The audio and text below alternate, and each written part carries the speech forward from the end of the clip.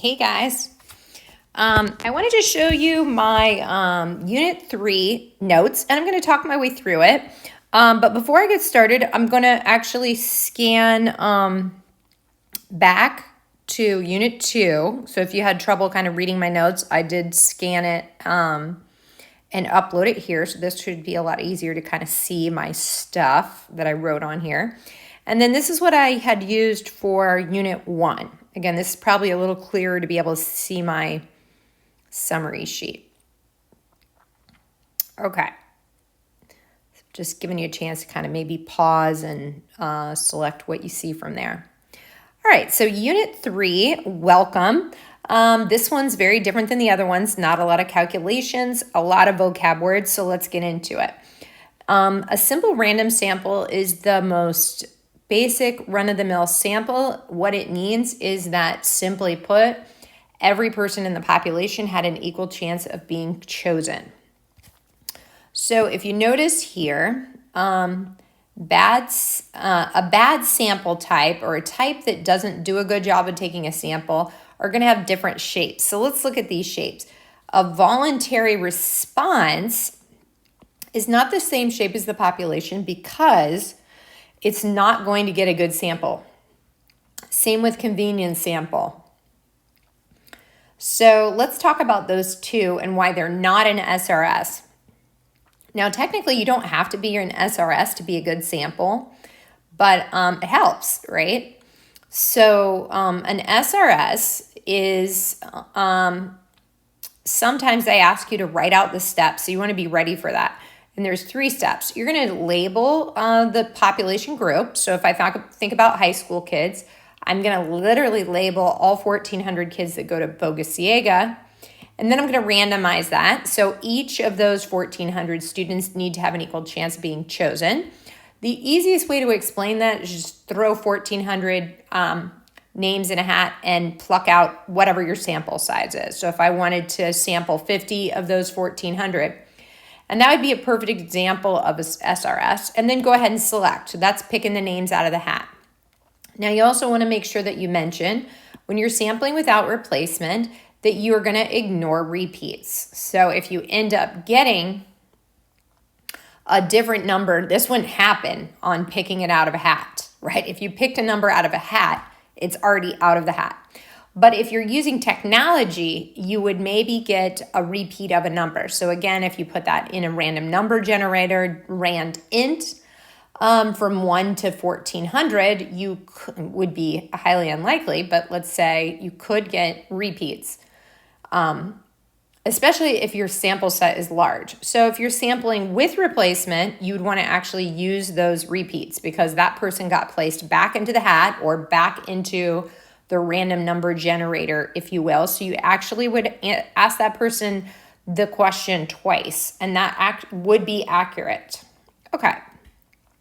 So what are the issues with a simple random sample? Well, really none if it's done appropriately, but what could get in the way?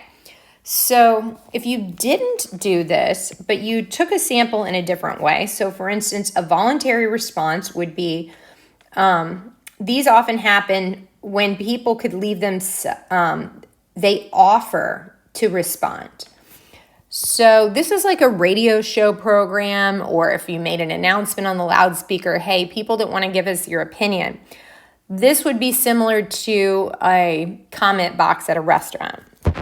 Now, what would be a convenience sample? It's exactly what in the word convenient. Any group of people that easy to grab. So let's say you wanted to do a sample of everybody that goes to school, but you really wanted to just get it done on a Monday. So you really just sampled for 50 people you saw on a Monday morning. Well, notice that that's a problem because each student in this population of those 1,400 did not have an equal chance of being chosen. Why? Well, within that convenience sample, you may got under coverage. So students that get to school late, or maybe seniors that don't have a class first period, their opinions would never have had a chance of being part of the survey. Non-response, that would be a problem if you asked and some students chose not to answer. Well, maybe some opinions of the people that aren't answering is actually pretty influential to what you're looking at.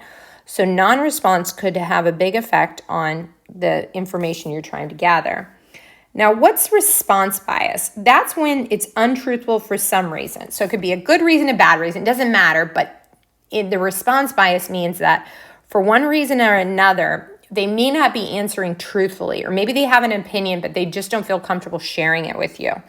So these are usually because of embarrassment, peer pressure, awkwardness, talking to people of authority. Those are reasons of response bias. If I ask the question, who thinks that the test Friday was hard? Everybody feels like that's a loaded question. You're not going to get truthful answers because I grade the test.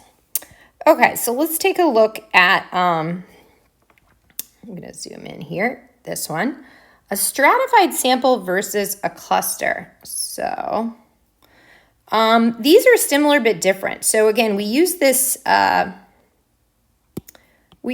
cloud to think about, this is our population, and if we put it in clusters, so this could be homeroom. If every student in school has to have a homeroom, then each little cluster would have equal parts of freshmen, sophomores, juniors, have equal parts of kids that ride the bus or don't ride the bus. If homerooms were established and every person had an equal chance of being put in a homeroom. So each of those little homerooms is its own little representative smaller class of the whole population. And that way, if I wanted to do a cluster sample, I would merely, so let's just say I randomly picked this one and it made it to my study, right? And I randomly picked this one. That cluster had an equal chance of being chosen out of all the clusters. And then this one had an equal chance of being chosen out of all the clusters. Then you end up asking everyone in that group. So it's a simple random sample of the groups. But then again, keep in mind you asked everyone in that. Every single person in this clump got asked. Everybody in this clump got asked, and everybody in this clump got asked. Now, let's see what would be different about a stratified random sample. If we think about a stratified random sample, we talk about mini SRSs. So let me explain what that means. That would mean that I would put the freshmen all clumped together, and then every freshman would have an equal chance of being chosen. So it's a simple random sample among the freshmen. Then same with the sophomores. It'd be its own simple random sophomores. And so if there's more freshmen than seniors, then obviously freshmen have a higher likelihood of being chosen.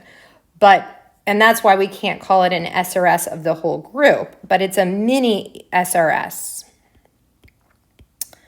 All right, and then this last one, seniors, would be a mini SRS. Okay, so again, if you think about a stratified random sample, you should be thinking, this is an observational study. I want to point this out because I think this is important.